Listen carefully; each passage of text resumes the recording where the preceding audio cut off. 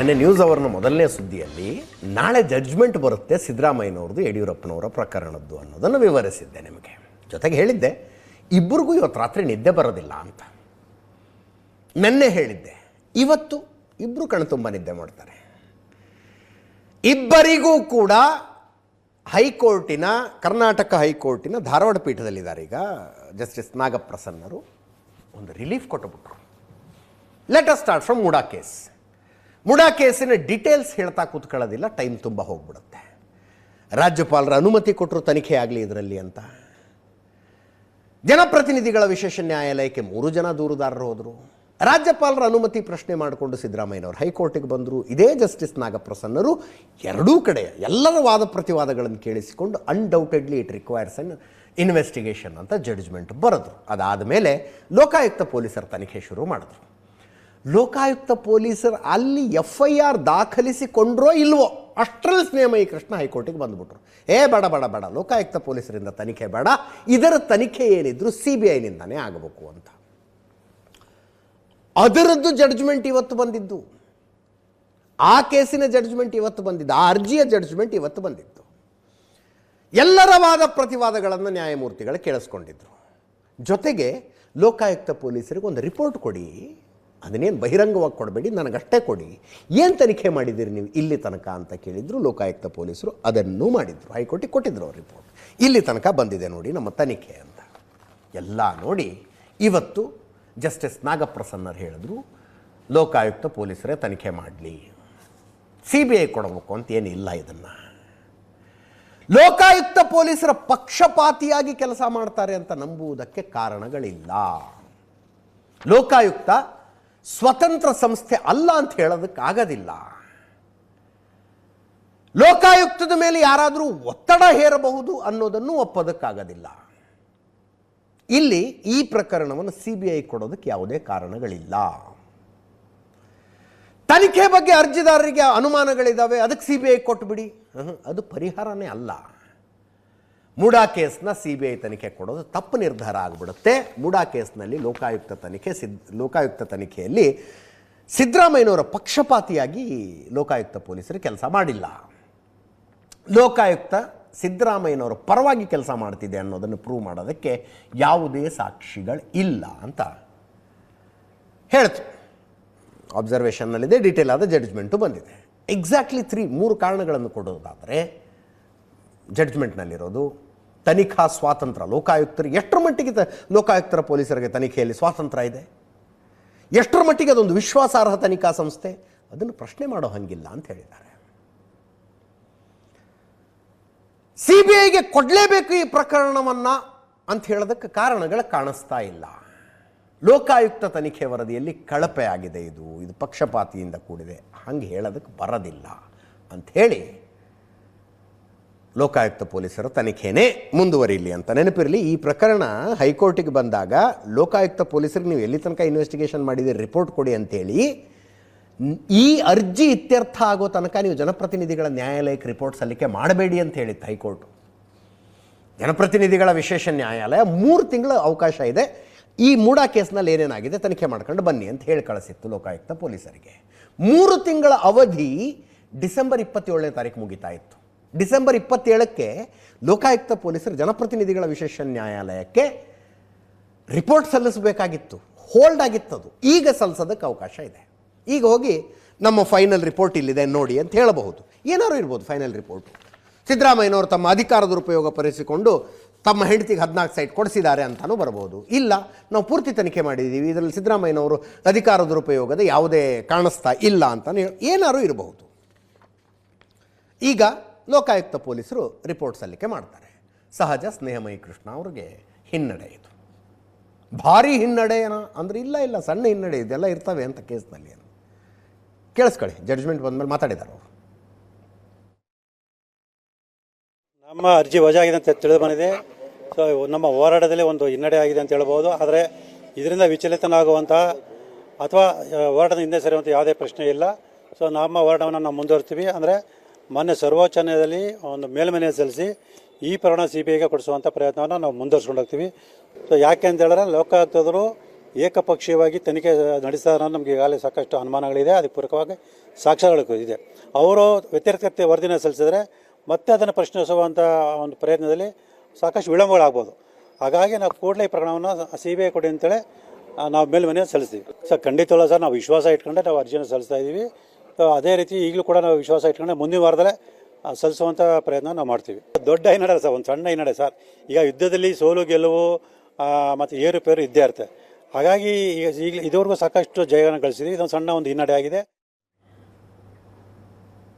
ಸಣ್ಣ ಹಿನ್ನಡೆನೋ ದೊಡ್ಡ ಹಿನ್ನಡೆ? ಲೀಗಲಿ ಒಂದು ಆಸ್ಪೆಕ್ಟ್ ಇದರದು,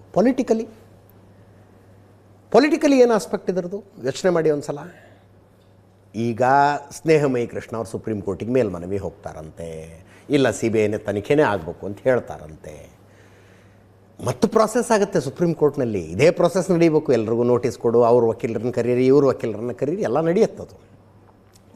ಮುಂದಿನ ಮಾತ್ರಿ ಅವಾಗೇನಾಗುತ್ತೋ ನೋಡ್ಕೊಳ್ಳೋಣ. ಈಗ ಬೀಸೋದೊಣ್ಣೆ ತಪ್ತಾ? ಪೊಲಿಟಿಕಲಿ ಎಂಥ ದೊಡ್ಡ ಧೈರ್ಯ ಕೊಡ್ತೀವಿ ಜಡ್ಜ್ಮೆಂಟು ಸಿದ್ದರಾಮಯ್ಯನವ್ರಿಗೆ. ಇವತ್ತೇನಾರು ಉಲ್ಟಾ ಆಗ್ಬಿಟ್ಟಿದ್ರೆ, ನಡೀಲಿ CBI ತನಿಖೆ ಅಂತ ಹೈಕೋರ್ಟ್ ಹೇಳಿಬಿಟ್ಟಿದ್ರೆ, CBI ವಿಚಾರವನ್ನು ಕೈಗೆತ್ಕೊಳ್ತಿತ್ತು, ವಿಚಾರಣೆ ಕೈಗೆತ್ಕೊಳ್ತಿತ್ತು, ಸಿದ್ದರಾಮಯ್ಯನವ್ರಿಗೆ ನೋಟಿಸ್ ಕೊಡ್ತಿತ್ತು. CBI ಅಧಿಕಾರಿಗಳೇನು ಲೋಕಾಯುಕ್ತ ಪೊಲೀಸರ ವಿಚಾರಣೆಗೆ ಮತ್ತೆ ಮೇಲಿನ ಕರೆಯೋರಪ್ಪ. CBI ಇನ್ವೆಸ್ಟಿಗೇಷನ್ ಸ್ಟೈಲ್ ಗೊತ್ತಲ್ಲ ನಿಮಗೆ. ಅವ್ರ ಪ್ರಶ್ನೆ ಏನು ಕೇಳ್ತಾರೆ ಅದೆಲ್ಲ ಆಮೇಲಿಂದು ಇನ್ವೆಸ್ಟಿಗೇಷನ್ ಕರೆದು ಕೂಡಿಸ್ಕೊಂಡೆ.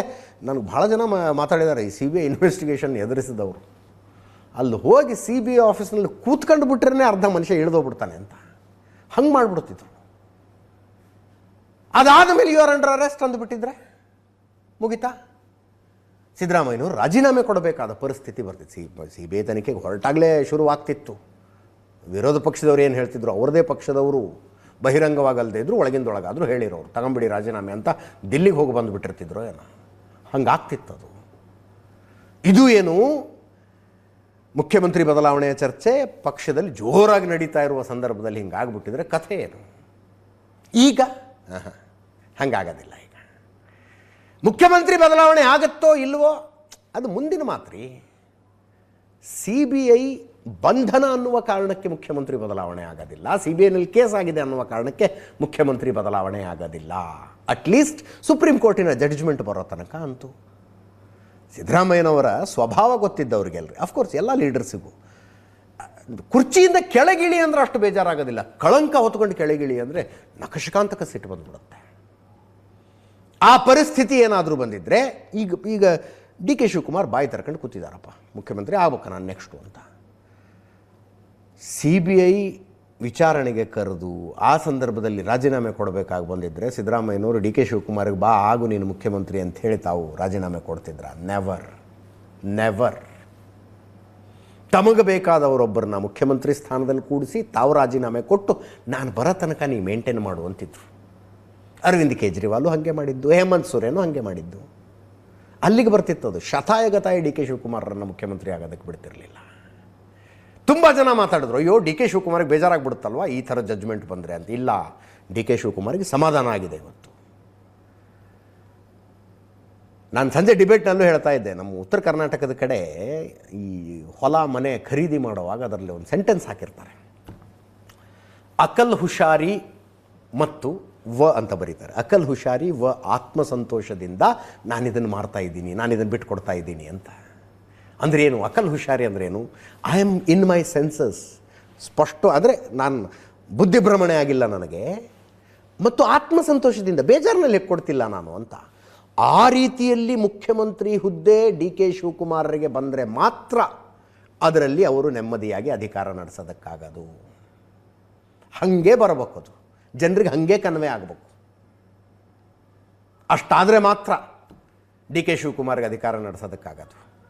ಏನೋ ತಿಕ್ಕಿ ಮಾಡ್ಕೊಂಡು ರಬ್ ಮಾಡ್ಕೊಂಡು ಅಥವಾ ಸಿದ್ದರಾಮಯ್ಯನವ್ರ ಮೇಲಿನ ಪ್ರಕರಣ ಗಂಭೀರ ಆಗಿ ಹಾಗೆ DK ಶಿವಕುಮಾರ್ ಮುಖ್ಯಮಂತ್ರಿ ಆದರೆ ನೆಮ್ಮದಿಯಾಗಿ ಅಧಿಕಾರ ಮಾಡೋದಕ್ಕಾಗೋದಿಲ್ಲ. He knows it. ಅದಕ್ಕೆ ಇವತ್ತು ಅವರು ಕೂಡ ಸಂತೋಷ ಪಟ್ಕೊಂಡೇ ಮಾತಾಡಿದ್ರು, ಫೇಕ್ ಸಂತೋಷ ಏನಲ್ಲ ಅದು. ಪೊನ್ನಣ್ಣ ಅವರು ಮಾತಾಡಿದ್ದಾರೆ, ಮುಖ್ಯಮಂತ್ರಿಗಳ ಕಾನೂನು ಸಲಹೆಗಾರರು DK Shivakumar, MB Patil, doctor Parameshwar. ಕೇಳಿಸ್ಕೊಳ್ಳಿ. ಲೋಕಾಯುಕ್ತ ಸಂಸ್ಥೆ ಸ್ವತಂತ್ರವಾಗಿ ತನಿಖೆ ಮಾಡುವಂಥ ಸಂಸ್ಥೆ ಅಂತ ಹೇಳುವಂಥದ್ರ ಬಗ್ಗೆ ನ್ಯಾಯಾಲಯ ತಮ್ಮ ಹಸ್ತವನ್ನು ನೀಡಿದೆ. ಎರಡನೇದಾಗಿ CBIಗೆ ಹಸ್ತಾಂತರ ಮಾಡುವಂಥದ್ದು ಈ ಪ್ರಕರಣದಲ್ಲಿ ಇವಾಗಕ್ಕೆ ಏನೂ ಕಂಡುಬರೋದಿಲ್ಲ ಅಂತ ಹೇಳುವಂಥ ತೀರ್ಮಾನವನ್ನು ಕೂಡ ಕೊಟ್ಟಿದೆ ನ್ಯಾಯಾಲಯದ ಆದೇಶ. ಮತ್ತು ಈ ವಿಚಾರದಲ್ಲಿ ಯಾವುದೇ ರೀತಿಯಾದ ತನಿಖೆಗೆ ನಾವು ಖಂಡಿತವಾಗಿ ಮುಖ್ಯಮಂತ್ರಿಗಳಿರ್ಬೋದು, ಮುಖ್ಯಮಂತ್ರಿಗಳ ಕುಟುಂಬಸ್ಥರಿರ್ಬೋದು ಇದನ್ನು ಸ್ವಾಗತ ಮಾಡ್ತೀವಿ. ಯಾವುದೇ ಕಾರಣಕ್ಕೂ ತನಿಖೆಯಿಂದ ಓಡೋಗುವಂಥ ಪ್ರಶ್ನೆ ಇಲ್ಲ. ಅದು ಎಲ್ಲವೂ ಕೂಡ ಕಾನೂನಾತ್ಮಕವಾಗಿ ನಡೀಬೇಕು. ಸ್ನೇಹಮಯಿ ಕೃಷ್ಣ ಹೋಗ್ತಾ ಇದ್ದಾರೋ, ಸ್ನೇಹಮಯಿ ಕೃಷ್ಣ ಹಿಂದೆ ಇರೋರು ಹೋಗ್ತಾ ಇದ್ದಾರೋ ನನಗೆ ಗೊತ್ತಿಲ್ಲ. ಇದು ರಾಜಕೀಯ. ಅವ್ರು ಯಾರೂ ಕೂಡ ನ್ಯಾಯಬದ್ಧವಾಗಿ ನಡ್ಕೊಳ್ತಾ ಇಲ್ಲ. ಸರ್ಕಾರನ ಅಸ್ಥಿರಗೊಳಿಸಬೇಕು ಅಂತ ಹೇಳುವಂಥ ಪ್ರಯತ್ನ ನಡೀತಾ ಇದೆ. ಅದು ಜನರ ಬೆಂಬಲದಿಂದ ಮತ್ತು ಕಾನೂನಿನ ಬೆಂಬಲದಿಂದ ವಿಫಲವಾಗ್ತಾ ಇದೆ. ನನಗೆ ಗೊತ್ತಿಲ್ಲಪ್ಪ ಯಾಕೆ CBI ಕೊಡ್ತಾರೆ. ಅಲ್ಲದೆ ಒಂದು ಏಜೆನ್ಸಿ ಇನ್ವೆಸ್ಟಿಗೇಷನ್ ಮಾಡುವಾಗ ಒಂದು ಏಜೆನ್ಸಿ ಆಗಲೇ ಲೋಕಾಯುಕ್ತ ಇನ್ವೆಸ್ಟಿಗೇಷನ್ ಮಾಡಿದೆ, ಅದಾದಮೇಲೆ EDನೂ ಮಾಡಿದೆ. ಇನ್ನೊಂದು ಮೂರನೇ ಏಜೆನ್ಸಿಗೆ ಯಾಕೆ ಕೊಟ್ಬಿಡ್ತಾರೆ? ಮುಖ್ಯಮಂತ್ರಿಗಳಂತ ಸಿದ್ದರಾಮಯ್ಯನವರು ಮೂಡಾ ವಿಚಾರದಲ್ಲಿ ಯಾವುದೇ ತಪ್ಪನ್ನು ಮಾಡಿಲ್ಲ. ಅನವಶ್ಯಕವಾಗಿ ಅವ್ರನ್ನ ಎಳೆತಂದು ಅವ್ರ ಹೆಸರಿಗೆ ಧಕ್ಕೆ ತರುವಂಥ ಪ್ರಯತ್ನಗಳಾಗಿದ್ದಾವೆ. ನಮಗೆ ನ್ಯಾಯಾಂಗ ಮೇಲೆ ಸಂಪೂರ್ಣವಾದಂಥ ವಿಶ್ವಾಸ ಇದೆ. ನ್ಯಾಯಾಂಗ ಇವತ್ತು ಸಿದ್ದರಾಮಯ್ಯನವರ ಏನು ಮೂಡಾ ವಿಚಾರದಲ್ಲಿ ನ್ಯಾಯವನ್ನು ಒದಗಿಸ್ತದೆ ಅಂಥೇಳಿ ನಮಗೆ ವಿಶ್ವಾಸ ಇದೆ. ಎಕ್ಸ್ಪೆಕ್ಟ್ ಮಾಡಿದ್ದು, ಯಾಕೆಂದರೆ ಇದರಲ್ಲಿ CBI ಕೊಡ್ತಕ್ಕಂಥ ಅಂಶ ಏನು ಇರಲಿಕ್ಕಿಲ್ಲ ಅನ್ನೋದು. BJPಯವರು ಮಾತಾಡಿದ್ದಾರೆ, ಏನು ಕ್ಲೀನ್ ಚಿಟ್ಟೆ ಸಿಕ್ಬಿಡ್ತಾ, ನಿರಪರಾಧಿ ಅಂತ ಕೋರ್ಟ್ ಹೇಳಿದೆಯಾ, ಇತ್ಯಾದಿ ಇತ್ಯಾದಿ ಪೂರ್ತಿ ತೋರಿಸ್ಕೊಂಡು ಕೂತ್ಕೊಂಡ್ರೆ ಯಡಿಯೂರಪ್ಪನವ್ರ ಸ್ಟೋರಿ ಹೇಳೋದಕ್ಕಾಗೋದಿಲ್ಲ. ಯಡಿಯೂರಪ್ಪನವರ ವಿರುದ್ಧ ಪೋಕ್ಸೋ ಪ್ರಕರಣ ದಾಖಲಾಗಿತ್ತು ಲಾಸ್ಟ್ ಇಯರ್ ಮಾರ್ಚ್ 14ನೇ ತಾರೀಕು ಬೆಂಗಳೂರಿನ ಸದಾಶಿವನಗರ ಪೊಲೀಸ್ ಸ್ಟೇಷನ್ನಲ್ಲಿ. ಫೆಬ್ರವರಿ 2ನೇ ತಾರೀಕೇನೋ ನನ್ನ ಮಗಳ ಮೇಲೆ ಯಡಿಯೂರಪ್ಪನವರು ಲೈಂಗಿಕ ದೌರ್ಜನ್ಯ ನಡೆಸಿದ್ರು, ಅಪ್ರಾಪ್ತ ಮಗಳ ಮೇಲೆ ಅಂತ ತಾಯಿ ಹೋಗಿ ಕಂಪ್ಲೇಂಟ್ ಕೊಟ್ಟಿದ್ದು. FIR ಸದಾಶಿವನಗರ ಪೊಲೀಸ್ ಸ್ಟೇಷನ್ನಲ್ಲಾಯಿತು. ಅದಾದ 3 ತಿಂಗಳಿಗೆ CID ಅವರು ಇವ್ರನ್ನ ಅರೆಸ್ಟ್ ಮಾಡ್ತೀವಿ ಯಡಿಯೂರಪ್ಪನವ್ರನ್ನ ಅಂತ ತಯಾರಾಗಿ ನಿಂತುಬಿಟ್ರು. ಅಲ್ಲಿ ತನಕ ಏನೇನಾಯಿತು ಅನ್ನೋದು ಬೇಡ, ಪ್ರಕರಣದ ತನಿಖೆ ಪಾಡಿಗೆ ತನಿಖೆ ನಡೀತಾ ಇತ್ತು. ಏಕಾಏಕಿ ಯಡಿಯೂರಪ್ಪನವರ ವಿರುದ್ಧದ ಪ್ರಕರಣ ಸೀರಿಯಸ್ ಆಯಿತು. ಯಡಿಯೂರಪ್ಪನವರು ಇಮ್ಮಿಡಿಯೇಟ್ಲಿ ಹೈಕೋರ್ಟಿಗೆ ಬಂದರು. CV ನಾಗೇಶ್ವರ್ ವಾದ ಮಾಡಿದರು ಅವ್ರ ವಿರುದ್ಧ. ಇಷ್ಟು ವಯಸ್ಸಾಗಿರುವ ಒಬ್ಬ ಮಾಜಿ ಮುಖ್ಯಮಂತ್ರಿ, ರಾಜ್ಯದ ಒಬ್ಬ ಗೌರವಾನ್ವಿತ ರಾಜಕಾರಣಿಯ ವಿರುದ್ಧ ಸೇಡಿನ ಕ್ರಮ ಕೈಗೊಳ್ತಾ ಇದ್ದಾರೆ ಸ್ಟೇಟ್ ಪೊಲೀಸರು. ರಾಜ್ಯ ಸರ್ಕಾರದ ಸೂಚನೆಯ ಮೇರೆಗೆ ಅವ್ರಿಗೆ ನೀವೇ ರಕ್ಷಣೆ ಕೊಡಬೇಕು ಅಂತ ಹೈಕೋರ್ಟ್ನಲ್ಲಿ ಮನವಿ ಮಾಡಿಕೊಂಡ್ರು. ಹೈಕೋರ್ಟ್ ಒಂದು ರಕ್ಷಣೆಯನ್ನು ಕೊಟ್ಟಿತ್ತು, ಇವರಿಗೆ ಸ್ಟೇ ಮಾಡಿತ್ತು, ಪ್ರಕರಣ ಅಲ್ಲಿಗೆ ನಿಲ್ಲಿಸಿರಿ ಅಂತ. ಅದಕ್ಕಿಂತ ಮುಂಚೆ ಏನೇನಾಗಿತ್ತು ಅನ್ನೋದರ ವಿವರಗಳನ್ನು ನಾನು ನಿನ್ನೆನೂ ಹೇಳಿದೆ ನಿಮಗೆ. ಒಂದು ವಿಡಿಯೋ ಬಂದಿತ್ತು, ಅದು FSLಗೆ ಹೋಯಿತು, FSLನ ರಿಪೋರ್ಟ್ ಬಂದಿತ್ತು, ಇತ್ಯಾದಿ ಎಲ್ಲ ಆಗಿತ್ತು. ಈಗ ಯಡಿಯೂರಪ್ಪನವರು FIR ಕ್ವಾಶ್ ಮಾಡಿ ಅಂತ ಕೋರ್ಟಿಗೆ ಬಂದಿದ್ದರು. FIRನ್ನು ರದ್ದುಗೊಳಿಸ್ಬಿಡಿ, ಕೇಸ್ ಇಲ್ಲಿಗೆ ಮುಗಿಸ್ಬಿಡಿ ಇದನ್ನು ಅಂತ. ಎಲ್ಲರ ವಾದ ಪ್ರತಿವಾದಗಳನ್ನು ಹೈಕೋರ್ಟ್ ಕೇಳಿಸಿಕೊಂಡಿತ್ತು. ಯಡಿಯೂರಪ್ಪನವ್ರಿಗೆ ಇವತ್ತು ಆಂಟಿಸಿಪೇಟರಿ ಬೇಲ್ ಗ್ರಾಂಟೆಡ್ ಅಂತ ಹೇಳ್ತು. ಅದರ ಅರ್ಥ ಏನು? ಯಡಿಯೂರಪ್ಪನವರೇ, ನೀವು ಪ್ರಕರಣವನ್ನು ರದ್ದುಗೊಳಿಸಿ ಅಂತ ಬಂದಿದ್ದೀರಿ ಕೋರ್ಟ್ಗೆ, ರದ್ದುಗೊಳಿಸೋದಿಲ್ಲ. ಪೊಲೀಸರು ಈಗಾಗಲೇ ಪೋಕ್ಸೋ ಫಾಸ್ಟ್ ಟ್ರ್ಯಾಕ್ ಕೋರ್ಟ್ನಲ್ಲಿ ಚಾರ್ಜ್ ಶೀಟ್ ಹಾಕಿದ್ದಾರೆ. ಚಾರ್ಜ್ ಶೀಟಿನ ಆಧಾರದ ಮೇಲೆ ಘಟನೆ ನಡೆದಿದೆಯೋ ನಡೆದಿಲ್ವೋ ಅನ್ನೋದನ್ನು ನ್ಯಾಯಾಲಯ ಡಿಸೈಡ್ ಮಾಡಲಿ. ಹಂಗಂತ ವಿಚಾರಣೆ ನಡೀತಾ ಇರುವಾಗ ಪೊಲೀಸರು ಬಂದು ನಿಮ್ಮನ್ನು ಅರೆಸ್ಟ್ ಮಾಡೋಂಗಿಲ್ಲ. ಯಾವಾಗ ಕೋರ್ಟು ಸಮನ್ಸ್ ಕೊಡುತ್ತಲ್ಲ, ನೀವು ಹೋಗಿ ಕಟಕಟೆಯಲ್ಲಿ ನಿಲ್ಲಬೇಕು, ಪ್ರಶ್ನೆಗೆ ಉತ್ತರ ಕೊಡಬೇಕು. ಸಮನ್ಸ್ ಕೊಟ್ಟಾಗ ಹೋಗ್ಬೇಕು ಕಟಕಟೆಗೆ. 5 ಲಕ್ಷ ರೂಪಾಯಿದು ಶ್ಯೂರಿಟಿ ಕೊಡಿ, ಇಬ್ಬರು ಶ್ಯೂರಿಟಿ ಕೊಡಿ, 5 ಲಕ್ಷ ರೂಪಾಯಿದು ಬಾಂಡ್ ಕೊಡಿ. ಜೊತೆಗೆ ಕೋರ್ಟ್ ಪರ್ಮಿಷನ್ ಇಲ್ಲದೆ ಬೆಂಗಳೂರಿನಿಂದ ಹೊರಗೆ ಹೋಗಂಗಿಲ್ಲ. ಸಾಕ್ಷಿಗಳನ್ನು ಸಂಪರ್ಕಿಸೋ ಪ್ರಯತ್ನ ಮಾಡೋಂಗಿಲ್ಲ. ದೂರದಾರ ಜೊತೆಗೇನೋ ಮಾತುಕತೆ ಮಾಡದೆ ಏನೋ ಹೊಂದಾಣಿಕೆ ಮಾಡ್ಕೊಳಕ್ಕೆ ಅದನ್ನೇನು ಮಾಡೋಂಗಿಲ್ಲ. ಅದು ಏನಾಗುತ್ತೋ ಫಾಸ್ಟ್ ಟ್ರ್ಯಾಕ್ ಕೋರ್ಟ್ನಲ್ಲಿ ಆಗಲಿ ಅಂತ ಹೈಕೋರ್ಟ್ ಜಡ್ಜ್ಮೆಂಟ್ ಕೊಟ್ಟಿತು. ಯಡಿಯೂರಪ್ಪನವರಿಗೆ ಎಲ್ಲಿ ರಾತ್ರೋರಾತ್ರಿ ಬಂದು ಪೊಲೀಸರು ಅರೆಸ್ಟ್ ಮಾಡಿಬಿಡ್ತಾರೋ ಅನ್ನೋ ಟೆನ್ಷನ್ ಇತ್ತು. ಆ ಟೆನ್ಷನ್ನಿಂದ ರಿಲೀಫ್ ಸಿಕ್ಕಿದೆ. ಕೇಸ್ ನಡೆಯೋ ಪಾಡಿಗೆ ನಡಿಬೇಕು. ಬೆಂಗಳೂರಿನಿಂದ ಹೊರಗೆ ಹೋಗುವಾಗ ಕೋರ್ಟಿನ ಅನುಮತಿ ತಗೋಬೇಕು ಅನ್ನೋದಿದೆಯಲ್ಲ ಯಡಿಯೂರಪ್ಪನವರು ಅಂಥವ್ರಿಗೆ ಅದು ಹಿನ್ನಡೆನೇ ಅದು. ಈಗ ದಾವಣಗೆರೆಯಲ್ಲಿ ಅವರು ಹುಟ್ಟುಹಬ್ಬವನ್ನು ಭರ್ಜರಿಯಾಗಿ ಆಚರಣೆ ಮಾಡಬೇಕು ಅಂತ ಬೆಂಬಲಿಗರೆಲ್ಲ ತಯಾರಾಗಿದ್ದರು, ರೇಣುಕಾಚಾರ್ಯ ಆ್ಯಂಡ್ ಅದರ್ಸ್.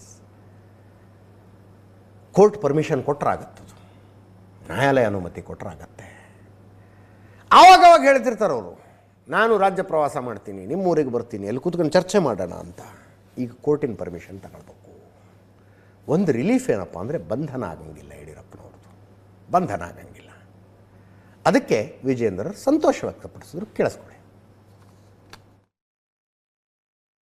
ನ್ಯಾಯಾಲಯ ಯಡಿಯೂರಪ್ಪನವರ ವಿರುದ್ಧ ಇದ್ದಂಥ ಪೋಕ್ಸೋ ಕೇಸ್ನಲ್ಲಿ ಏನು ಲೋಯರ್ ಕೋರ್ಟ್ ಒಂದು ಸಮನ್ಸನ್ನು ಇಶ್ಯೂ ಮಾಡಿತ್ತು, ಆ ಸಮನ್ಸನ್ನು ಸೆಟ್ ಅಸೈಡ್ ಮಾಡಿದೆ. ಯಾಕೆ ಅಂತ ಹೇಳಿದ್ರೆ ರಾಜ್ಯ ಉಚ್ಚ ನ್ಯಾಯಾಲಯದಲ್ಲಿ ಪರ ಮತ್ತು ವಿರೋಧ ಬಹಳ ದಿನಗಳ ಕಾಲ ವಾದಗಳು ನಡೆದಿದೆ ಹೈಕೋರ್ಟ್ನಲ್ಲಿ.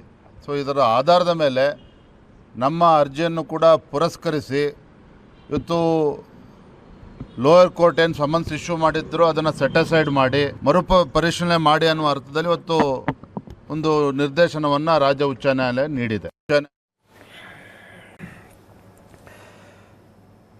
ಕರ್ನಾಟಕದಲ್ಲಿ ಮೈಕ್ರೋ ಫೈನಾನ್ಸ್ಗಳ ಹಾವಳಿ ಇದು ಏನು ಮೊದಲು ಇತ್ತೋ ಏಕಾಏಕಿ ಈಗಲೇ ಎಷ್ಟು ಶುರುವಾಗಿದೆಯೋ ಗೊತ್ತಿಲ್ಲ. ಬಟ್ ಸುದ್ದಿ ಹಂಗೆ ಬರೋದಕ್ಕೆ ಶುರುವಾದವು. ದಿನ 2, 3, 4 ಸುದ್ದಿಗಳು. ಯಾವುದೋ ಹಳ್ಳೀಲಿ ಮೈಕ್ರೋ ಫೈನಾನ್ಸ್ಗಳ ಕಾಟಕ್ಕೆ ಮನೆ ಬಾಗಿಲಾಕೊಂಡು ಊರು ಬಿಟ್ಟುಬಿಟ್ರಂತೆ. ಇನ್ಯಾವುದೋ ಹಳ್ಳೀಲಿ ಮನೇಲಿದ್ದವ್ರನ್ನೆಲ್ಲ ಹೊರಗೆ ಹಾಕಿ ಮೈಕ್ರೋ ಫೈನಾನ್ಸ್ನವ್ರು ಬಾಗಿಲು ಹಾಕ್ಬಿಟ್ರಂತೆ. ಮತ್ತೆಲ್ಲೋ ಆತ್ಮಹತ್ಯೆ ಪ್ರಯತ್ನ ಮಾಡಿಕೊಂಡ್ರು, ಮತ್ತೆಲ್ಲೋ ಆತ್ಮಹತ್ಯೆ ಮಾಡ್ಕೊಂಡೇ ಬಿಟ್ಟರು. ಇಂಥದ್ದೇ ಸುದ್ದಿ. ರಾಜ್ಯ ಸರ್ಕಾರ ನೋಡೋವಷ್ಟು ನೋಡಿ, ಕೇಳೋವಷ್ಟು ಕೇಳಿ ಒಂದು ತೀರ್ಮಾನಕ್ಕೆ ಬಂತು. ಇದನ್ನೆಲ್ಲ ನಿಲ್ಲಿಸೋದಕ್ಕೊಂದು ಕಾಯ್ದೆ ಬೇಕು. ಕಾಯ್ದೆ ತರಬೇಕು ಅಂದರೆ ಅಧಿವೇಶನದಲ್ಲಿ ಮಸೂದೆಯನ್ನು ಮಂಡಿಸಿ, ಮಸೂದೆ ಮೇಲೆ ಚರ್ಚೆಯಾಗಿ, ಪರ ಇಷ್ಟು ಜನ ಇದ್ದೀರಿ, ವಿರುದ್ಧ ಇಷ್ಟು ಜನ ಇದ್ದೀರಿ ಲೆಕ್ಕ ಹಾಕಿ, ಪರ ಜಾಸ್ತಿ ಇದ್ದಾಗ ಕಾಯ್ದೆ ಆಗುತ್ತೆ. ಅದು ಏನು, ಅದೆಲ್ಲ ಆದಮೇಲೆ ಮತ್ತೆ ರಾಜ್ಯಪಾಲರ ಅಂಕಿತಕ್ಕೆ ಹೋಗ್ಬೇಕು, ಸೈನಿಗೆ ಹೋಗ್ಬೇಕು. ರಾಜ್ಯಪಾಲರ ಸಹಿ ಹಾಕಿದ ಮೇಲೆ ಕಾಯ್ದೆ ಆಗೋದು.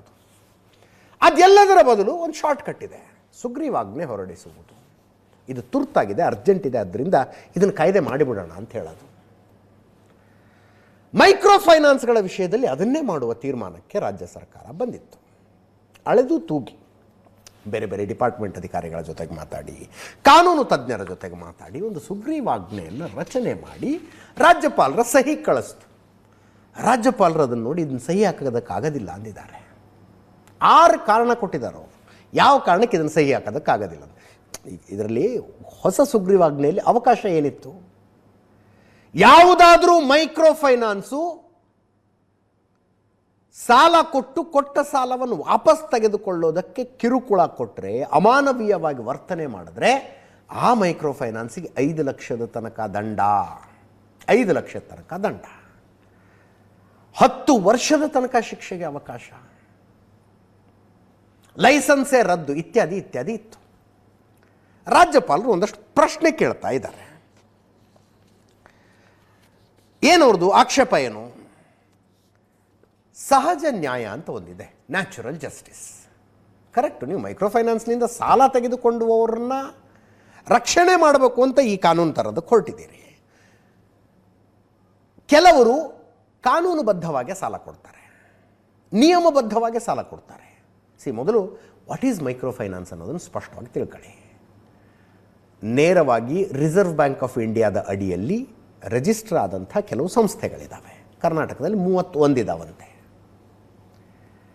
ಆ ಸಂಸ್ಥೆಗಳು ಮೈಕ್ರೋ ಫೈನಾನ್ಸ್ ಅಂದರೆ ಬೇಸಿಕ್ ಥಿಂಗ್ ಏನಂದರೆ, ನಿಮ್ಮ ಹತ್ರ ಯಾವುದೇ ಡಾಕ್ಯುಮೆಂಟ್ ಇಸ್ಕೊಳ್ಳಂಗಿಲ್ಲ. ಅವರು ಡಾಕ್ಯುಮೆಂಟ್ ಅಲ್ಲ, ಶ್ಯೂರಿಟಿ ಇಸ್ಕೊಳ್ಳಂಗಿಲ್ಲ, ಶ್ಯೂರಿಟಿ ಕೇಳಂಗಿಲ್ಲ. ಈಗ ಪರ್ಸ್ನಲ್ ಲೋನ್ಗೆ ಅಂತ ಬ್ಯಾಂಕಿಗೆ ಹೋದರೆ ಸಂಬಳ ಎಷ್ಟಿದೆ ಕೊಡಿ ಡಾಕ್ಯುಮೆಂಟು ಅಂತಾರೆ, IT ರಿಟರ್ನ್ ಕೊಡಿ ಅಂತಾರೆ. ಹೋಮ್ ಲೋನ್ ಅಂದರೆ ಮನೆ ಡಾಕ್ಯುಮೆಂಟ್ ಕೊಡಿ ಅಂತಾರೆ. ಕಾರ್ ಲೋನ್ ಅಂದರೆ ಕಾರಿಂದ ಹೈಪೋಥಿಕೇಷನ್ ಇಡಿ ಇಲ್ಲಿ ಅಂತಾರೆ. ಬಟ್ ಮೈಕ್ರೋ ಫೈನಾನ್ಸ್ಗಳು ಹಂಗೆ ಮಾಡೋಂಗಿಲ್ಲ, ಡಾಕ್ಯುಮೆಂಟ್ ಕೇಳಂಗಿಲ್ಲ. ಅವರು ಹೋಗ್ಬೇಕು, ಮನೆ ಮಠ ನೋಡಬೇಕು, ಇದೊಂದು ಫ್ಯಾಮಿಲಿ ಅಪ್ಪ ದುಡ್ಕೊಂಡು ತಿಂತಿದ್ದಾರೆ, ಇವ್ರಿಗೆ ಕೊಡೋಣ ಸಾಲ ಅಂತ ಡಿಸೈಡ್ ಮಾಡಬೇಕು. ಶ್ಯೂರಿಟಿ ಇಲ್ಲದೆ ಇರೋ ಸಾಲ, ಆಧಾರ್ ಕಾರ್ಡ್ ಬಿಟ್ಟರೆ ಮತ್ತೇನು ಕೇಳಂಗಿಲ್ಲ. ಹಂಗೆ ಸಾಲ ಕೊಡೋದಕ್ಕೆ ಮೈಕ್ರೋ ಫೈನಾನ್ಸ್ ಅಂತಾರೆ. ಹಂಗಂತ ನೀವು ಲಕ್ಷಗಟ್ಟಲೆ ಕೋಟಿಗಟ್ಟಲೆ ಕೊಡೋಕ್ಕಾಗತ್ತಾ? ಇಲ್ಲ. ಒಂದು ಕುಟುಂಬಕ್ಕೆ ಅಪ್ಪರ್ ಲಿಮಿಟ್ ಎಲ್ಲ ಸಾಲಗಳು ಸೇರಿ 3 ಲಕ್ಷ ಕೊಡಬಹುದು ಅಷ್ಟೇ. 3 ಅಂದರೆ ಮಲ್ಟಿಪಲ್ ಮೈಕ್ರೋ ಫೈನಾನ್ಸ್ಗಳ ಸಾಲ ಕೊಟ್ಟರು ಎಲ್ಲ ಸೇರಿ 3 ಲಕ್ಷ ಆಗಿರ್ಬೇಕು. ಅದಕ್ಕೊಂದು EMI ಇರುತ್ತೆ. ವಾರಕ್ಕೊಂದು ಸಲ ವಾಪಸ್ ಕೊಡ್ತಿರೋ, ತಿಂಗಳಿಗೊಂದು ಸಲ ವಾಪಸ್ ಕೊಡ್ತಿರೋ, ಇಸ್ಕೊಂಬರ್ಬೇಕು ಆ ಸಾಲವನ್ನು. EMI ಇಸ್ಕೊಂಬರ್ಬೇಕು. ಅಂಥ ಸಾಲ ಇದು. ಈಗ ಗುಂಪಿಗೆ ಹೋಗ್ತಾರೆ, ಸ್ವಸಹಾಯ ಸಂಘ ನಿಯಮಗಳಿರೋದೇ ಹಾಗೆ, ಸ್ವಸಹಾಯ ಸಂಘ ಆ ಥರದ್ದು. ಅಲ್ಲಿ ಹೋಗಿ ಅವರು ದುಡಿಮೆಗೆ ಸಹಾಯವಾಗುವಂಥ ಸಾಲ ಕೊಡಬೇಕು. 1 ಲಕ್ಷ ಸಾಲ ಯಾಕೆ ಕೊಡಬೇಕು? ಒಂದು ಹಸು ತಗ, ಒಂದು ಎಮ್ಮೆ ತಗ, ಹೈನುಗಾರಿಕೆ ಮಾಡು, ಇಂಥ ಕಾರಣಕ್ಕೆ ಕೊಡಬೇಕು. ಇದು ನಿಯಮ. ಈ ಅಷ್ಟು ನಿಯಮಗಳನ್ನು ಪಾಲಿಸುವ ಮೈಕ್ರೋ ಫೈನಾನ್ಸ್ಗಳಿದ್ದಾವೆ. ಅವುಗಳ ರಕ್ಷಣೆಗೆ ಏನು ಕ್ರಮ ಕೈಗೊಂಡಿದ್ದೀರಿ ಈ ಸುಗ್ರೀವಾಜ್ಞೆಯಲ್ಲಿ ಅಂತ? ಯಾರು ಈ ನಿಯಮಗಳನ್ನೆಲ್ಲ ಅನುಸರಿಸಿ ಸಾಲ ಕೊಟ್ಟಿದ್ದಾರಲ್ಲ, ಹಾಗೆ ಸಾಲ ಕೊಟ್ಟವರಿಗೆ ಸಾಲ ವಸೂಲು ಮಾಡೋ ಅಧಿಕಾರನೂ ಇರುತ್ತೆ. ಅಂಥವರ ರಕ್ಷಣೆಗೆ ಏನು ಕ್ರಮ? ಇದರಲ್ಲಿ ನೀವು ಸಾಲ ವಸೂಲು ಮಾಡೋದಕ್ಕೆ ನಿಮಗೆ ಅಧಿಕಾರನೇ ಇಲ್ಲ. ನೀವು ಅಂದರೆ ಉತ್ತರ ಕರ್ನಾಟಕ ಕಡೆ ಸರ್ದ್ ನಿಂತು ಮಾತಾಡೋದು ಅಂತ ಹೇಳಿದ್ರೆ ಸ್ವಲ್ಪ ಜೋರಾಗೂ ಮಾತಾಡೋಂಗಿಲ್ಲ. ಅಂದರೆ ವ್ಯಕ್ತಿಯ ಹಕ್ಕು ಸಂವಿಧಾನದ ವಿಧಿ 19 ಮತ್ತು 32ಕ್ಕೆ ವಿರುದ್ಧ ಅಲ್ವಾ ಇದು ಅಂತ ಒಂದು ಪ್ರಶ್ನೆ. ಇನ್ನೊಂದು, ಮೈಕ್ರೋ ಫೈನಾನ್ಸ್ಗಳು 3 ಲಕ್ಷಕ್ಕಿಂತ ಜಾಸ್ತಿ ಸಾಲ ಕೊಡೋಂಗಿಲ್ಲ. ಆದರೆ ವಸೂಲು ಮಾಡೋದಕ್ಕೆ ಪ್ರೆಷರೈಸ್ ಮಾಡಿದ್ರೆ 5 ಲಕ್ಷ ದಂಡ ಅಂತಿದ್ದೀರಿ ನೀವು. ಸಾಲನೇ 3 ಲಕ್ಷ ಅವ್ರು ಕೊಟ್ಟಿರೋದು, ದಂಡ 5 ಲಕ್ಷ ಹಾಕಿದ್ರೆ ಹೆಂಗೆ ಅಂತ ಕೇಳ್ತಾ ಇದ್ದಾರೆ. ಜೊತೆಗೆ 10 ವರ್ಷ ಜೈಲು ಶಿಕ್ಷೆ. ಯಾವ ಲೆಕ್ಕಾಚಾರದ ಮೇಲೆ 10 ವರ್ಷ ಜೈಲು ಶಿಕ್ಷೆ ಅಂತ ಹೇಳ್ತಿದ್ದೀರಿ? ರಾಜ್ಯಪಾಲರ ಪ್ರಶ್ನೆ. ಸ್ವಸಹಾಯ ಸಂಸ್ಥೆಗಳಿಗೆ ಮಾರಕ ಆಗಿಬಿಡುತ್ತೆ ನೀವು ಮಾಡುವಂಥ ಈ ಕಾನೂನು ಅಂತ. ಮೈಕ್ರೋ ಫೈನಾನ್ಸ್ ಅನ್ನೋ ವ್ಯವಸ್ಥೆ ಯಾಕೆ ಬಂದಿದ್ದು, ನಿಯಮಬದ್ಧವಾಗಿ ಯಾಕಿರೋದು? RBI ಈ ಮೈಕ್ರೋ ಫೈನಾನ್ಸ್ಗಳಿಗೆ ಆಯಿತು ನೀವು ಹೋಗಿ ಹಳ್ಳಿಗಳಲ್ಲಿ ಹೋಗಿ ಸಣ್ಣ ಸಣ್ಣ ಸಾಲ ಕೊಡಿ ಅಂತ ಯಾಕೆ ಕೊಟ್ಟರು? ಡಾಕ್ಯುಮೆಂಟೇಷನ್ನಿನ ಕಿರಿಕಿರಿ ಇಲ್ಲ ಅನ್ನೋ ಕಾರಣಕ್ಕೆ. ಹಳ್ಳಿಗಳಲ್ಲಿ ಬ್ಯಾಂಕ್ ಇರೋದಿಲ್ಲ. ಅಕಸ್ಮಾತ್ ಬ್ಯಾಂಕಿಗೆ ಯಾವುದೋ ಸಾಲ ಕೇಳ್ಕೊಂಡು ಹೋದರೆ 10-20 ಡಾಕ್ಯುಮೆಂಟ್ ಕೇಳ್ತಾರೆ. ಅದೆಲ್ಲಿದೆ, ಇದೆಲ್ಲಿದೆ, ಇದಿಲ್ಲ, ಅದನ್ನು ತಗೊಂಬನ್ನಿ, ಇದನ್ನು ತಗೊಂಬನ್ನಿ ಅಂತಾರೆ. ಅಂಥವರಿಗೆ ಸಾಲ ತಗೊಳ್ಳೋದಕ್ಕೆ ಕಷ್ಟ ಆಗಬಾರ್ದು ಅಂತ ಮೈಕ್ರೋ ಫೈನಾನ್ಸ್ ಬಂದಿದ್ದು. ಅಲ್ಲೇ ನಿಂತ ಕಾಲ ಮೇಲೆ ಸಾಲ ಸಿಕ್ಬಿಡುತ್ತೆ. ಸ್ವಸಹಾಯ ಸಂಘಗಳಿಗೆ ಸಾಲ ಸಿಗ್ತಾ ಇದೆ. ಇಂಥ ಸಂಸ್ಥೆಗಳನ್ನು ನಿರ್ಬಂಧಿಸಿದಂತೆ ಆಗೋದಿಲ್ವಾ ನೀವು ಈ ಸುಗ್ರೀವಾಜ್ಞೆ ತರುವ ಮೂಲಕ? ಸಂವಿಧಾನದ 19ನೇ ವಿಧಿಯ ಉಲ್ಲಂಘನೆ ಆಗತ್ತೆ. ಬ್ಯಾಂಕಿಂಗ್ ಅಥವಾ ನಾನ್ ಬ್ಯಾಂಕಿಂಗ್ ಹಣಕಾಸು ಸಂಸ್ಥೆಗಳಿಗೆ ಇದು ಅನ್ವಯಿಸೋದಿಲ್ಲ. ಬ್ಯಾಂಕುಗಳು ನಾನ್ ಬ್ಯಾಂಕಿಂಗ್ ಹಣಕಾಸು ಸಂಸ್ಥೆಗಳಿರ್ತವೆ, ಅವುಗಳಿಗೆ ಸುಗ್ರೀವಾಜ್ಞೆ ಅನ್ವಯಿಸೋದಿಲ್ಲ. RBIನಿಂದ ನೋಂದಣಿಯಾದ NBFಗಳಿಗೆ, ನಾನ್ ಬ್ಯಾಂಕಿಂಗ್ ಸೆಕ್ಟರ್ಗೆ ಇದು ಅನ್ವಯಿಸೋದಿಲ್ಲ. ಹೀಗಾಗಿ ಸಾಕಷ್ಟು ಸಾಲ ಕೊಡುವ ಏಜೆನ್ಸಿಗಳು ಈ ವ್ಯಾಪ್ತಿಯಿಂದ ಹೊರಗುಳಿತವೆ. ಯಾರ್ಯಾರು RBIನಲ್ಲಿ ರಿಜಿಸ್ಟರ್ ಆಗಿ ಮೈಕ್ರೋ ಲೋನ್ ಕೊಡ್ತಾ ಇದ್ದೀರೋ, ಮೈಕ್ರೋ ಫೈನಾನ್ಸ್ ಮಾಡ್ತಾ ಇದ್ದೀರೋ, ಅವರು ಈ ಸುಗ್ರೀವಾಜ್ಞೆ ಅಡಿಯಲ್ಲಿ ಶಿಕ್ಷೆ ಕೊಡೋದಕ್ಕೆ ಬರೋದಿಲ್ಲ. ಹಂಗಿದ್ಮೇಲೆ ಅವರೆಲ್ಲ ಹೊರಗಡೆ ಹೋಗ್ಬಿಟ್ರು. ನೋಂದಣಿ ಆಗದೇ ಇರುವಂಥ, ಲೈಸೆನ್ಸ್ ಪಡೀದೇ ಸಾಲ ಕೊಡ್ತಾ ಇರುವಂಥ ಏಜೆನ್ಸಿಗಳಿಗೆ ಮಾತ್ರ ಇದರಲ್ಲಿ ಶಿಕ್ಷೆ ಮತ್ತು ದಂಡ ಕೊಡೋದಕ್ಕೆ ಅವಕಾಶ ಇದೆ.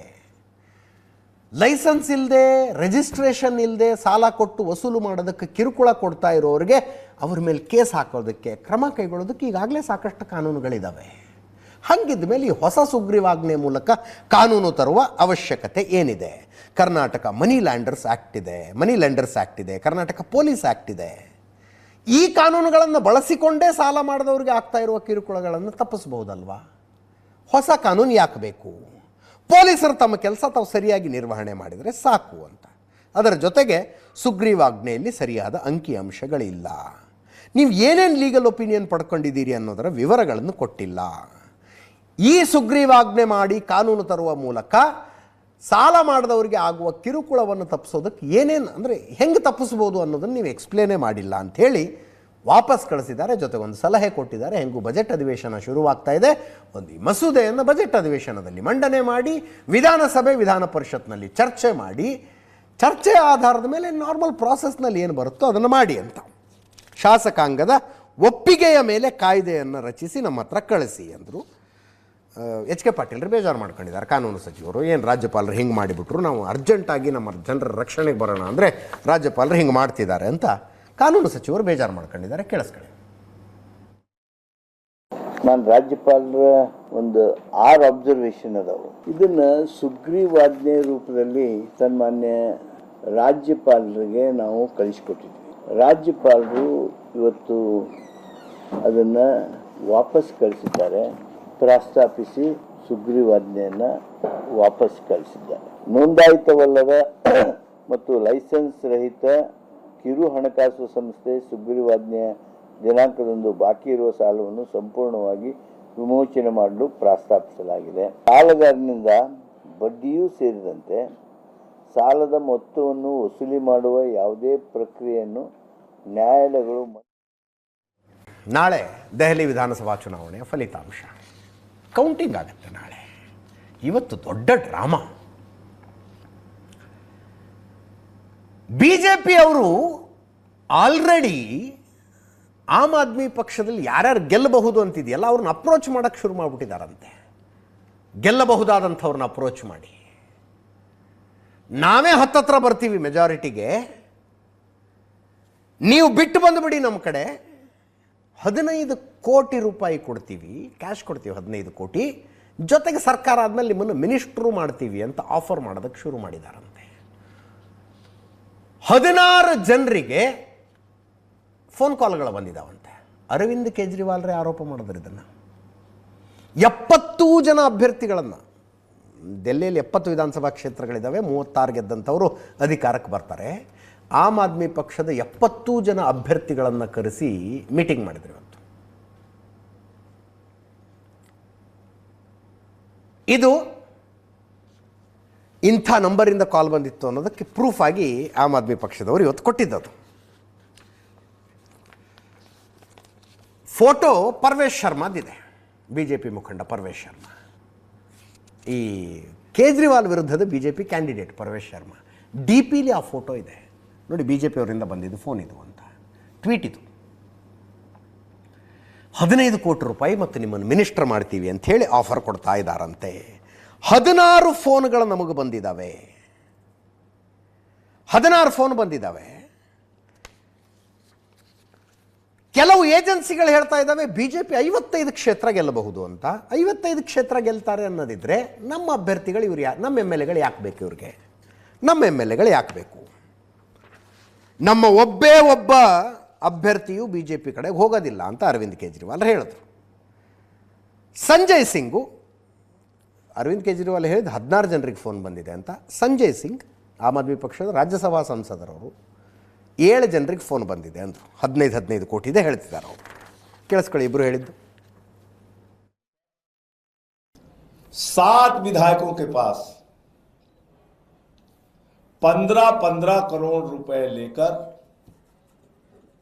पार्टी छोड़ने का, पार्टी तोड़ने का, भारतीय जनता पार्टी में शामिल होने का ऑफर अब तक आ चुका है. 7 विधायकों के पास, आम आदमी पार्टी के 7 विधायक जो चुनाव लड़ रहे हैं, उनके पास फोन आया भारतीय जनता पार्टी के उन तत्वों के द्वारा एक दो से मुलाकात करके भी ऑफर दिया गया कि जिसमें कि वो 15 करोड़ रुपए देने के लिए बात कर रहे हैं और आम आदमी पार्टी छोड़कर भारतीय जनता पार्टी के साथ तोड़फोड़ करके सरकार बनाने के लिए शामिल होने की बात. ಎಕ್ಸಿಟ್ ಪೋಲ್ಗಳು ಮೊನ್ನೆ ಬಂದಿದ್ದ ಎಕ್ಸಿಟ್ ಪೋಲ್ಗಳ ವಿವರಗಳನ್ನು ತೋರಿಸಿದ್ದೀವಿ ನಿಮಗೆ. 10 ಎಕ್ಸಿಟ್ ಪೋಲ್ಗಳು ಬಂದವು. ಅವುಗಳ ಪೈಕಿ 7 BJP ಅಧಿಕಾರಕ್ಕೆ ಬರುತ್ತೆ ಅಂತ ಹೇಳ್ತಾ ಇದ್ದಾವೆ, 3 ಆಮ್ ಆದ್ಮಿ ಪಕ್ಷ ಅಧಿಕಾರಕ್ಕೆ ಬರುತ್ತೆ ಅಂತ ಹೇಳ್ತಾ ಇದ್ದಾವೆ. 10 ನೋಡಿದ ನಂತರ ಈ ರಾಜಕೀಯ ಸರ್ಕಸನ್ನು ಆಳವಾಗಿ ತಿಳ್ಕೊಂಡಂಥವ್ರು ಆಕ್ಸಿಸ್ ಮೈ ಇಂಡಿಯಾದವ್ರು ಏನು ಹೇಳ್ತಾರೆ ನೋಡೋಣ ಅಂತಂದರು. ಪ್ರದೀಪ್ ಗುಪ್ತಾ ಸರ್ವೇದ Axis My India is agency. ಅವರೇನು ಹೇಳ್ತಾರೆ ಅಂತ ನೋಡಿದ್ರೆ ಅವರು 45ರಿಂದ 55 BJP, ಆಮ್ ಆದ್ಮಿ ಪಕ್ಷ 15ರಿಂದ 25ಕ್ಕೆ ಬರುತ್ತೆ. ಕಾಂಗ್ರೆಸ್ ಖಾತೆ ತೆರೀಬಹುದು ಅಥವಾ 0 ಆಗಬಹುದು ಅಂತ ಹೇಳ್ಬಿಡ್ತು ಆಕ್ಸಿಸ್ ಮೈ ಇಂಡಿಯಾದ್ದು. ಆಕ್ಸಿಸ್ ಮೈ ಇಂಡಿಯಾದ ಪ್ರದೀಪ್ ಗುಪ್ತಾ ಕ್ಷೇತ್ರವಾರು ಹೇಳಿದ್ದಾರೆ. ಅರವಿಂದ್ ಕೇಜ್ರಿವಾಲೇ ಗೆಲ್ಲೋದು ಕಷ್ಟ ಅಂತಿದ್ದಾರೆ ಅವರು. ಟಫ್ ಫೈಟ್ ಇದೆ ಅರವಿಂದ್ ಕೇಜ್ರಿವಾಲ್ರಿಗೆ ಅಂತ. ಮನೀಶ್ ಸಿಸೋಡಿಯಾ ಉಪಮುಖ್ಯಮಂತ್ರಿ, ಅವ್ರು ಸೋತರು ಏನು ಆಶ್ಚರ್ಯ ಪಡಬೇಡಿ ಅಂತ ಆಕ್ಸಿಸ್ ಮೈ ಇಂಡಿಯಾದ ಪ್ರದೀಪ್ ಗುಪ್ತಾ ಹೇಳಿದ್ದು. ಆತಿಶಿ ಸಿಂಗ್ ಮಲ್ರೇನಾ ಅಂದರೆ ಹಾಲಿ CM ಅವರು ಅಲ್ಲಿ ಅಪ್ಪರ್ ಹ್ಯಾಂಡ್ ಇದೆ, ಅತಿಶಿ ಗೆಲ್ಬೋದು. ಬಟ್ ಅರವಿಂದ್ ಕೇಜ್ರಿವಾಲು ಮನೀಶ್ ಸಿಸೋಡಿಯಾ ಗೆಲ್ಲೋದು ಕಷ್ಟ ಇದೆ ಅಂತ ಹೇಳಿದ್ದಾರೆ.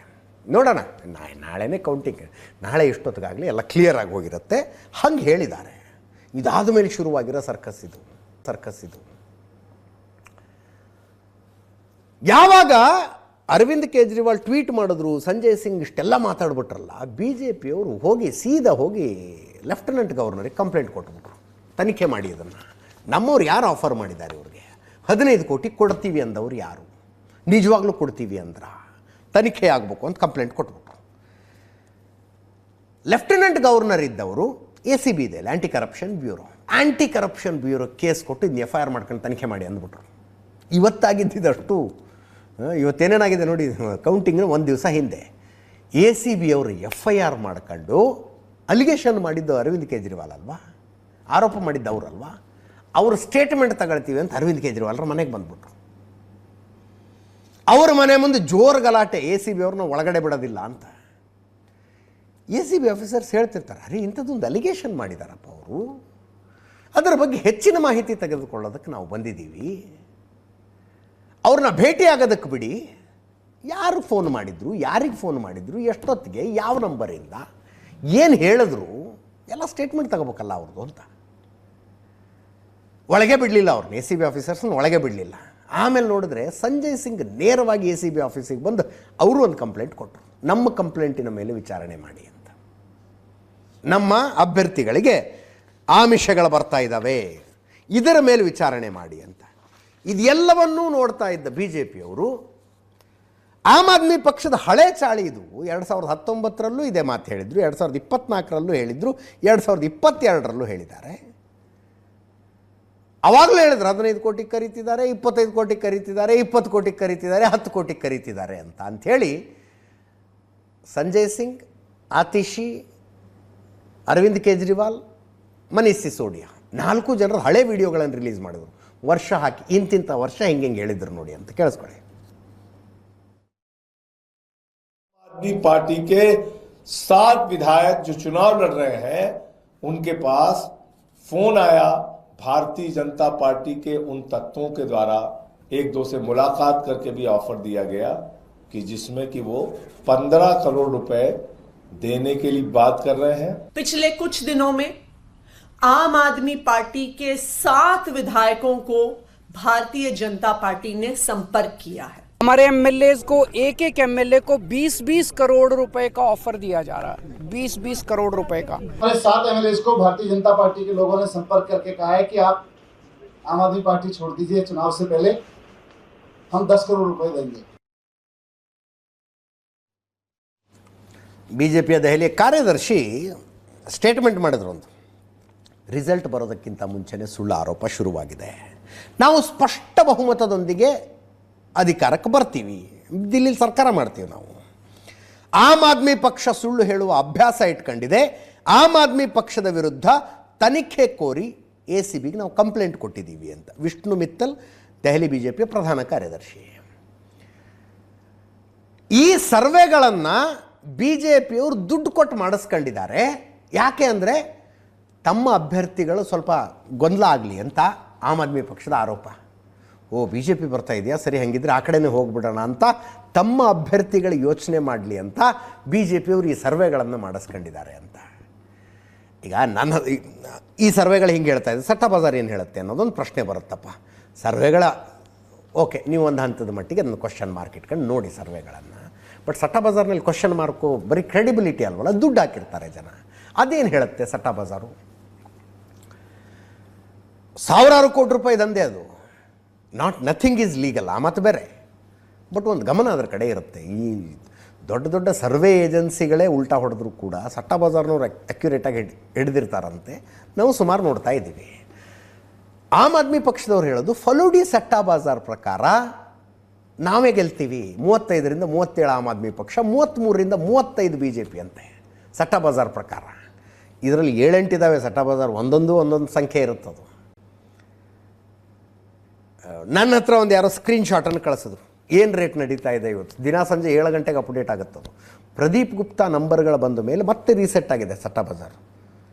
BJP 42 ತನಕ ಅಂತ ಬೆಟ್ಟಿಂಗ್ ನಡೀತಾ ಇರೋದು 42ರ ತನಕ ಅಂತ. ವೋಟಿಂಗ್ ದಿವಸ ಎಷ್ಟಿತ್ತು? 34ರಿಂದ 36 ಬಿ ಜೆ ಪಿ, 34ರಿಂದ 36 ಆಮ್ ಆದ್ಮಿ ಪಕ್ಷ ಅಂತಿತ್ತು. ಆಮ್ ಆದ್ಮಿ ಪಕ್ಷದವರ ಪ್ರಶ್ನೆ, ಅಕಸ್ಮಾತ್ ವಾತಾವರಣ ಹಾಗೆ ಇದ್ದರೆ ಸಟ್ಟ ಬಜಾರ್ ಕೂಡ ಚೇಂಜ್ ಆಗಬೇಕಾಗಿತ್ತು. ಆಗಿಲ್ವಲ್ಲ ಅವರು, ಯಾಕಂದ್ರೆ ಅವ್ರ ದುಡ್ಡು ಇರುತ್ತೆ, ಅವ್ರದ್ದು ಸತ್ಯ ಅಂತ ಆಮ್ ಆದ್ಮಿ.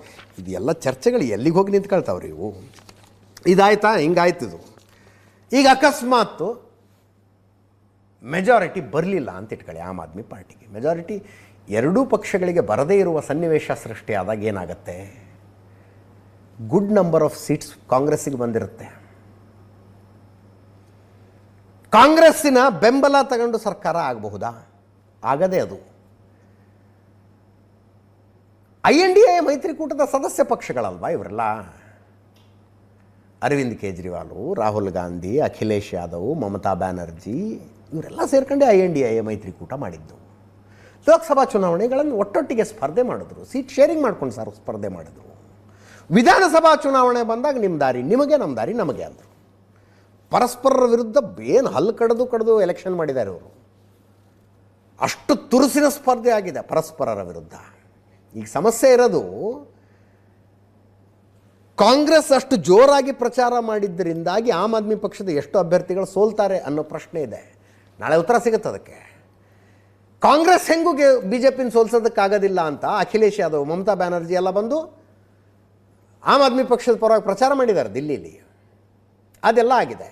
ಬಟ್ ಫೈನಲ್ ರಿಸಲ್ಟ್ನಲ್ಲಿ ಅತಂತ್ರ ವಿಧಾನಸಭೆ ಬಂತು. ಆಮ್ ಆದ್ಮಿ ಪಕ್ಷ ಕಾಂಗ್ರೆಸ್ ಸೇರಿಕೊಂಡು ಸರ್ಕಾರ ರಚಿಸೋದಕ್ಕಾಗತ್ತೆ ಅಂದರೆ ಹಂಗೆ ಸರ್ಕಾರ ರಚನೆ ಆಗೋದು. ಏನಾಗುತ್ತೆ ಅಂತ ನಾಳೆ ಗೊತ್ತಾಗುತ್ತೆ. ಇಷ್ಟೆಲ್ಲ ಇದ್ದ ಮೇಲೂ ನೋಡಿ ಕಾಂಗ್ರೆಸ್ನವ್ರು ಹೆಂಗೆ ಹೇಳ್ತಾರೆ. ಯಾರಿದು ಕಾಂಗ್ರೆಸ್ಸಿಂದ ಒಂದು ಸ್ಟೇಟ್ಮೆಂಟ್ ಇದೆ, ಅಭಿಷೇಕ್ ದತ್ ಕಾಂಗ್ರೆಸ್ ನಾಯಕ. ಅವ್ರು ಹೇಳ್ತಾರೆ, ಆಮ್ ಆದ್ಮಿ ಪಕ್ಷದ ಅಭ್ಯರ್ಥಿಗಳನ್ನು BJP ಅವರು ಖರೀದಿ ಮಾಡೋದೇನು, ಎಲ್ಲರೂ ಖರೀದಿ ಮಾಡೋಷ್ಟು ದುಡ್ಡು ಆಮ್ ಆದ್ಮಿ ಪಕ್ಷದ ಹತ್ರನೇ ಇದೆ ಅಂತ ಕಾಂಗ್ರೆಸ್ ನಾಯಕರು ಹೇಳೋದಿನ್ನು ಕೇಳಿಸ್ಕೊಳ್ಳಿ ಅದೊಂದ್ಸಲ. ನಾನು ಮತ್ತೊಮ್ಮೆ ಹೇಳ್ತಾ ಇದ್ದೀನಿ, ಅತಂತ್ರ ವಿಧಾನಸಭೆ ಬಂದು ಆಮ್ ಆದ್ಮಿ ಪಕ್ಷ ಕಾಂಗ್ರೆಸ್ನವರು ಸೇರಿಕೊಂಡು ಸರ್ಕಾರ ರಚಿಸುವ ಸಾಧ್ಯತೆ ಇದೆ ಅಂದರೆ ಡೆಫಿನೆಟ್ಲಿ ಅದೇ ವರ್ಕೌಟ್ ಆಗೋದು. ನೋಡೋಣ, ನಾಳೆ ಬೆಳಗ್ಗೆ 7 ಗಂಟೆಯಿಂದನೇ ದಿಲ್ಲಿ ರಿಸಲ್ಟ್ನ ಲೈವ್ ನಮ್ಮಲ್ಲಿರುತ್ತೆ. ಪರ್ಫೆಕ್ಟಾಗಿ ನಿಮಗೆ ಅರ್ಥ ಮಾಡ್ಕೊಳ್ಳೋದಕ್ಕೆ ಎಷ್ಟು ಬೇಕು ಏನು ಬೇಕು ಅಷ್ಟೇ ಕೊಡ್ತೀವಿ ನಿಮಗೆ. ಮುಂದಿನ ಸುದ್ದಿಗೆ ಹೋಗೋಣ. ನಿನ್ನೆ ಪ್ರಧಾನಿ ನರೇಂದ್ರ ಮೋದಿಯವರು ರಾಜ್ಯಸಭೆಯಲ್ಲಿ ರಾಷ್ಟ್ರಪತಿಗಳ ಭಾಷಣದ ಮೇಲಿನ ವಂದನಾ ನಿರ್ಣಯದ ಚರ್ಚೆಗೆ ಉತ್ತರ ಕೊಟ್ಟರು. ಆ ಸಂದರ್ಭದಲ್ಲಿ ಮೋದಿಯವರು ಮಾತನಾಡಿದ್ದಕ್ಕೆ ಮಲ್ಲಿಕಾರ್ಜುನ ಖರ್ಗೆ ಅವರೇ ಬಿದ್ದು ನಗಂಗಾಯಿತು. ಶೇರ ಶಾಯರಿಗಳು ಎಲ್ಲ ನಡೀತವೆ ರಾಜ್ಯಸಭೆಯಲ್ಲಿ. ಆಯ್ತು, ಒಂದ್ಸಲ ಕೇಳಿಸ್ಕೊಂಬಿಡಿ.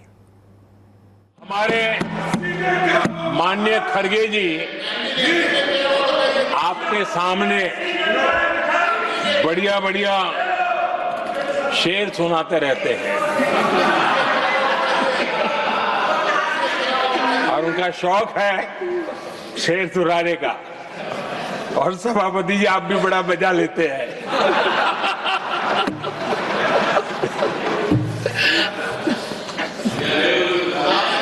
शेर मैंने भी कहीं पढ़ा था,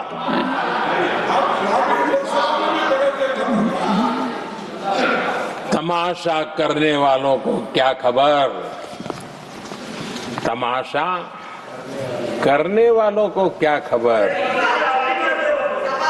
हमने कितने तूफानों को पार कर दिया जलाया है, हमने कितने तूफानों को पार कर दिया जलाया है। आदरणीय सभापति जी, मैं आदरणीय खड़गे जी वरिष्ठ नेता है और मैं हमेशा सम्मान करता हूँ और इतना लंबा समय सार्वजनिक जीवन ये छोटी बात नहीं है। और मैं इस देश में चाहे शरद राव हो चाहे खड़गे जी हो, इन सब का, मैं हमारे देवगौड़ा जी बैठे हैं, ये असामान्य सिद्धियां हैं उनके जीवन की जो उन्होंने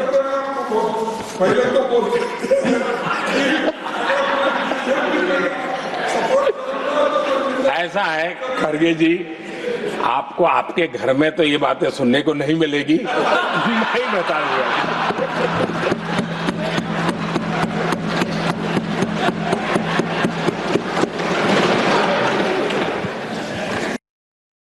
इस बार मैं देख रहा था कि खड़गे जी कविताएं पढ़ रहे थे, लेकिन जो बातें बता रहे थे और आपने बड़ा सही पकड़ा था कि जरा बताओ तो सही भी ये कविता है कब की है? उनको पता था, सभापति जी उनको पता था ये कविताएं कब की है। भीतर कांग्रेस की दुर्दशा का इतना दर्द पड़ा था, लेकिन वहां हालत यह है कि बोल नहीं सकते, तो उन्होंने सोचा ये अच्छा मंच है यही बोल दें, और इसलिए उन्होंने नीरज की कविता के माध्यम से उनके घर के हालत यहां प्रस्तुत किए हैं। आदरणीय सभापति जी, जो आज के लिए सही है, खड़गे जी को मैं आज वही कवि नीरज जी की कुछ पंक्तियां सुनाना चाहता हूं। कांग्रेस सरकार का जो दौर था उस समय नीरज जी ने ये कविताएं लिखी थी और उसमें उन्होंने कहा था, है बहुत अंधियारा, है बहुत अंधियारा, अब सूरज निकलना चाहिए, अब सूरज निकलना चाहिए, जिस तरह से भी हो ये मौसम बदलना चाहिए। ಇದರೊಂದಿಗೆ ಇವತ್ತಿನ ನ್ಯೂಸ್ ಅವರು ಮುಗಿಸ್ತಾ ಇದ್ದೀನಿ. ನೇರ ದಿಟ್ಟ ನಿರಂತರ ಸುದ್ದಿಗಾಗಿ ನೋಡ್ತಾ ಇರಿ ಏಷ್ಯಾನೆಟ್ ಸುವರ್ಣ ನ್ಯೂಸ್.